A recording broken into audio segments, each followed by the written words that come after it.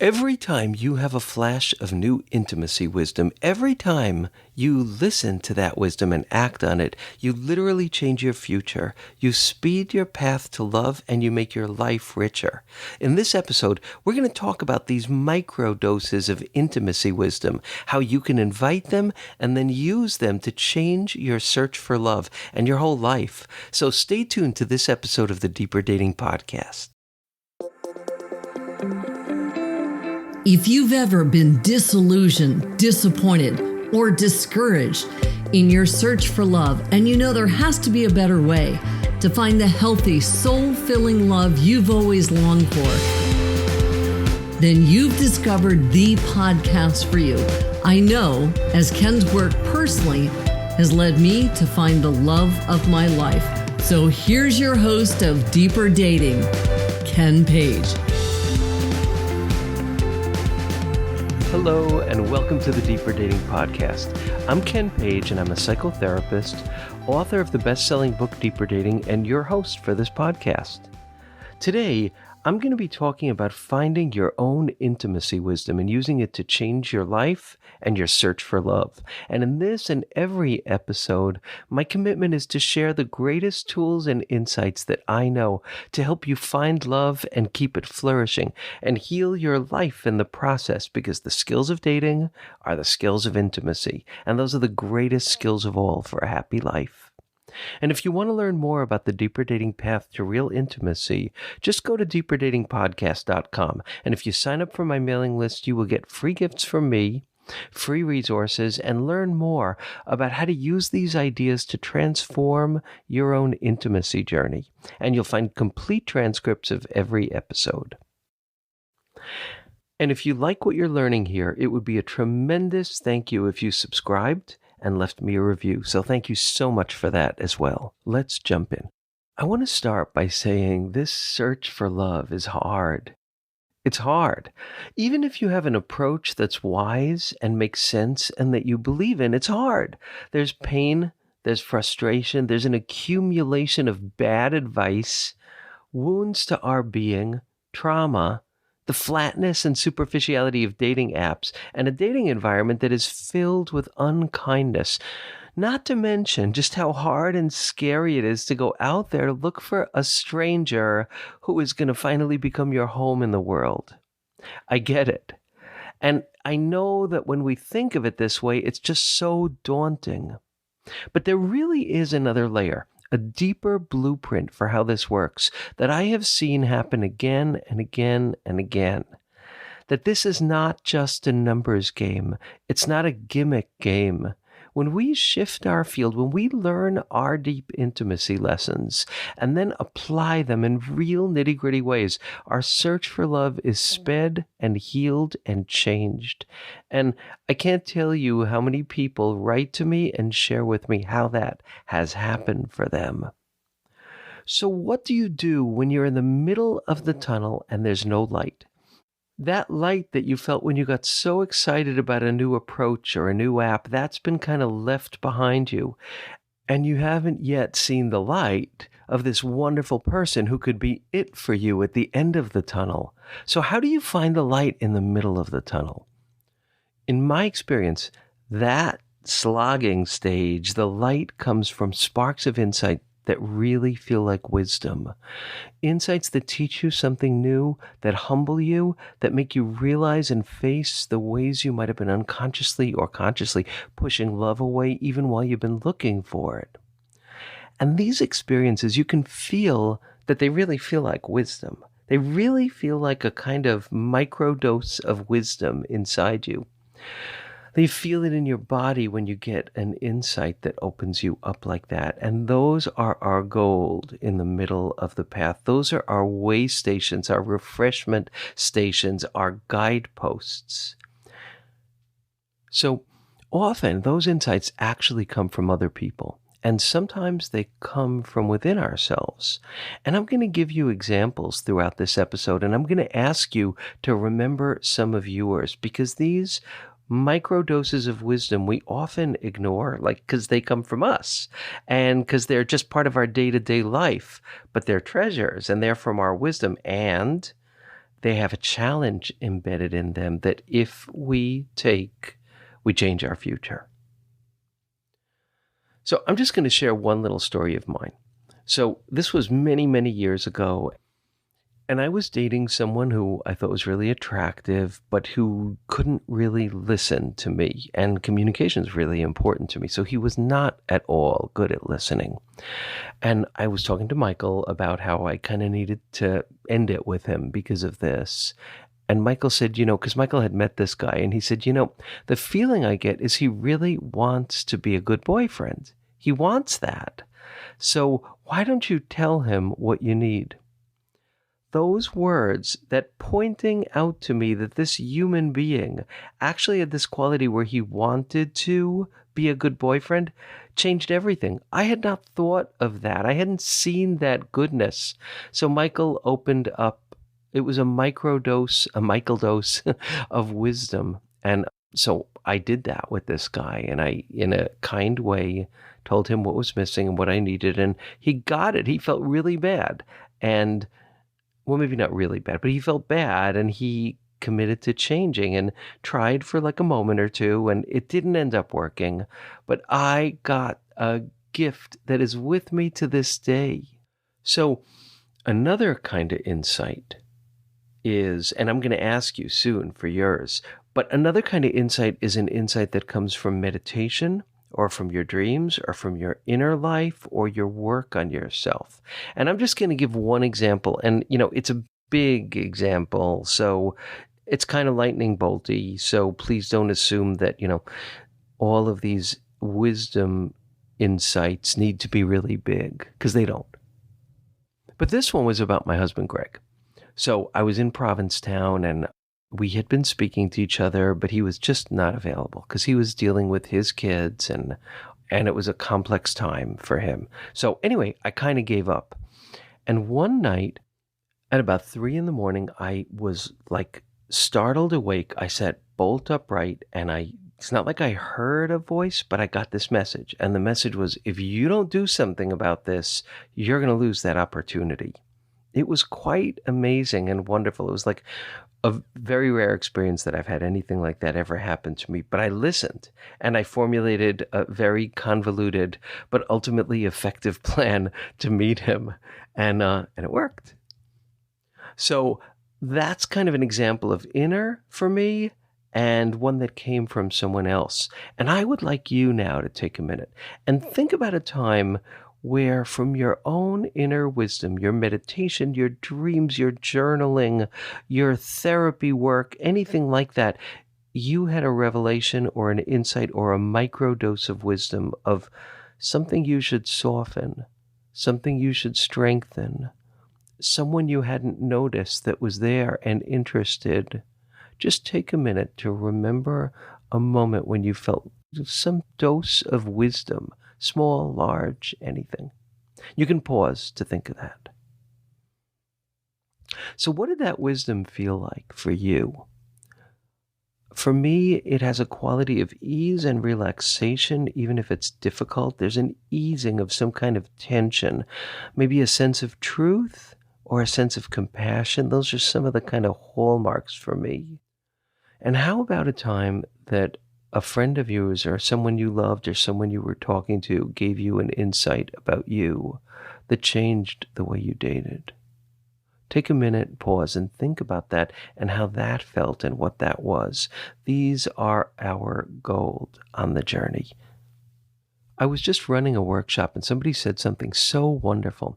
He said he believes that compassion is what leads to love, and that vulnerability is what leads to compassion. Maybe that connects you to some memories of your own around compassion or vulnerability. Or maybe your wisdom insights have been around saying no, around discrimination. So anyway, take a minute and just think about that time. A time that it came from deep inside of you, and then a time that it came from someone else. And through this episode, I'll be telling some more stories, and anytime you remember a new one of yours, pause the recording and take a minute to kind of drink it in. Because if you look at your guiding insights together, all of these little microdoses of wisdom, they connect like a connect the dots picture. And there are going to be some big themes that emerge. For me, two themes that are like central features in my insights are softening my heart, because I can kind of harden my heart in many ways, and softening my judgment, because I'm a Virgo. I can be really judgmental. Those have been two really big ones. Obviously, it's not just from my being a Virgo, it's from a lot of different things. But both of those are places where I shut love out, where I get kind of crusty or hardened or rejecting of the beauty and tenderness of love. I have to work on that stuff all the time. Another one for me has been a huge one, and it's the experience of how the fog lifts when I can, as Harville Hendrix says, turn my anger into an ask. When I can actually identify and honor what my deep need is, not shame myself for it, and make room for it in the world, in the atmosphere, in the relationship. These are like huge, vast lessons that have let me personally be able to love, and that have turned my walls, which were once impenetrable in me, or felt that way, into doors that I could choose to open or allow a special connection to open. So, how do you invite these guiding insights? Mostly in two ways. You invite them by surrounding yourself with people who hold you with deep care. I think that's like the most effective way of all. And people who have wisdom and with whom you can talk about these countless mini crossroads that come up in your journey for love and in your intimacy life again and again. Those people are gold. And I just want to say that the meat and the potatoes of the intimacy journey, forgive me, vegans and vegetarians, is this experience of being baffled and bewildered and then finding touches of wisdom. It's like working with a knot, like this big, annoying knot. But you notice, oh, this piece will open, this one will soften.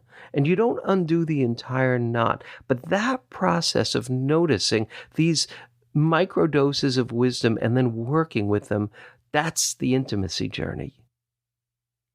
For me, as I've mentioned before, I once started a support group for chronically single psychotherapists. Oh, that made such a difference to me. We would come in with our stuck places, and this was like a wise group of people, and the other people would just hold them with insight, spaciousness, and maybe a little bit of advice or suggestion or possibility, and worlds opened up in our hearts. But I want to say, too, that a lot of these kind of micro doses of wisdom that sustain us and guide us are like little or very specific about maybe not having been as kind as we could have been, or as generous, or sharing our feelings as much as we could be a little thing. And I just want to share that I was speaking with someone today who met a guy that she really, really liked. And she was fine, and she was connected, and she was warm, and all of that. But when it came time to talk about possibilities, she kind of protected herself and gave thoughtful answers, but didn't share her enthusiasm or excitement or desire for this to continue. And we talked about it, and she realized that she was hiding her kind of most tender parts, and that she could do that differently, and that she was going to go back and do that differently. So things like that are so big, and they're really life-changing. We remember moments like that.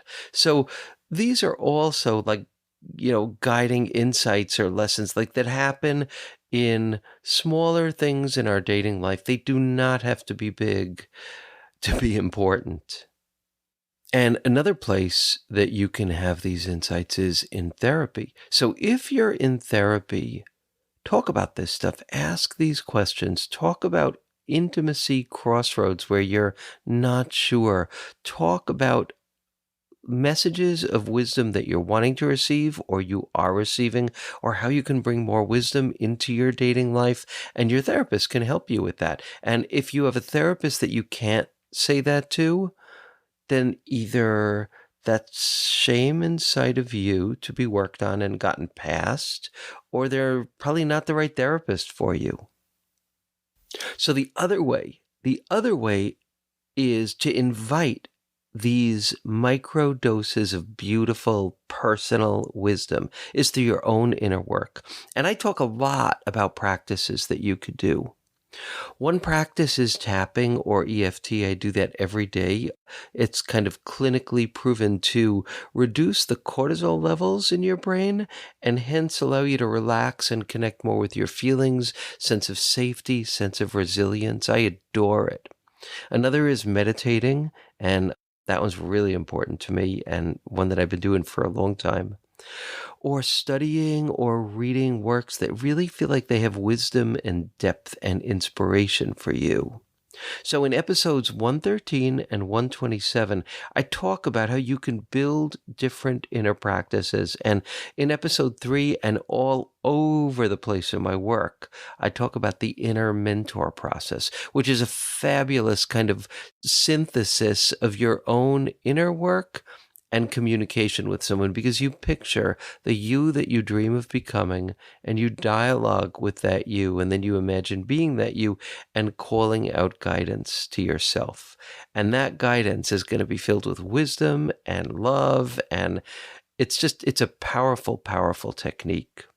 Another technique that I love that a friend of mine taught me was that anytime he went on a date or any environment where he could meet somebody, he set an intention. Maybe about being open, maybe being about discriminating, whatever it was, he would set an intention. And then his definition of success for that dating experience or potential dating experience was how much he lived his intention. Not did he find the one, but how well he did with his intention. Affirmations is another example, or prayer, or just walking and thinking, or journaling. There's so many methods, but anything that softens your heart, right? Like that experience of softening your heart or opening up to deeper levels of compassion and vulnerability. Those are the babies. Those are the ones. Those are the things that you want to do. And how do you recognize that you're getting these doses of wisdom, personalized wisdom? How do you recognize these guiding insights? Well, they feel like they have a ring of something to them, like they have a ring of extra truth, or a sense of gravity, or a sense of depth, or they give you the feeling of softening or expansion or insight into yourself or hope or maybe awareness that is difficult to have, like that wonderful saying by Vito Russo, the truth will set you free, but first it can make you miserable. Like recognizing a way that maybe you've been pushing love away or that someone maybe isn't so right for you. But those feelings of extra truth, of extra gravity, of extra softness, of extra depth, when you sense those things, those are guiding insights. Maybe it's a tuning into your own longing for deeper connectedness or safety. Maybe it's a deep shifting in your priorities where you really remember what matters to you. Maybe it's a sense of opening. Maybe it's a sense of getting somewhat freer from old shame or guilt or encumbrance. Or maybe it's like extra bravery, that you get called to extra bravery and you feel quickened and empowered and you do this scary thing. All of these are like they're doses of personal wisdom. So what does that for you? What invites these deeper levels of insight, understanding, freedom, opening? Take a minute to think about that. So often we do these practices and we don't feel anything. We get up, we go back to our day-to-day life. We're not feeling anything. But the thing that we need to do when we're doing these practices to open us, or even if we're not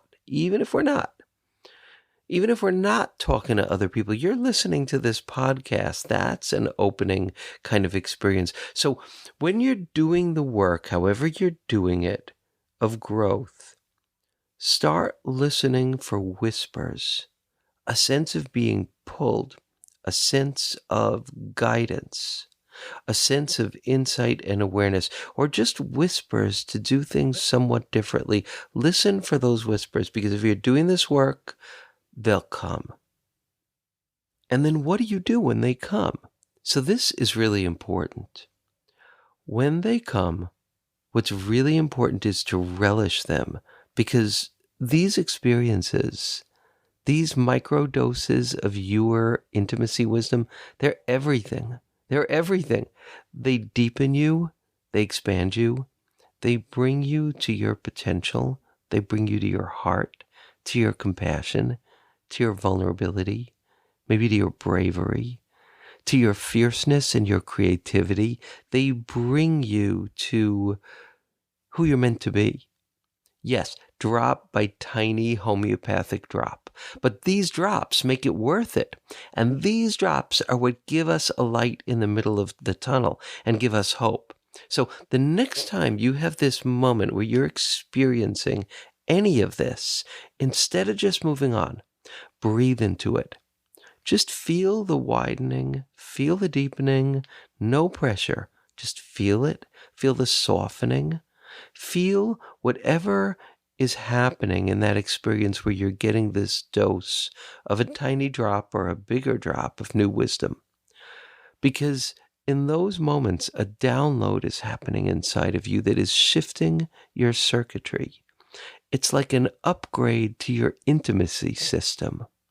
And by relishing it and allowing it to ripple inside of you and giving it the time and the space to move through you and shift you and feeling some delight in it, that is how we reinforce it. That's how we live it. That's how we become that much closer to the person we're aching to become, the person who loves more freely. So thanks so much for listening, and I look forward to seeing you, connecting with you on the next episode of the Deeper Dating Podcast.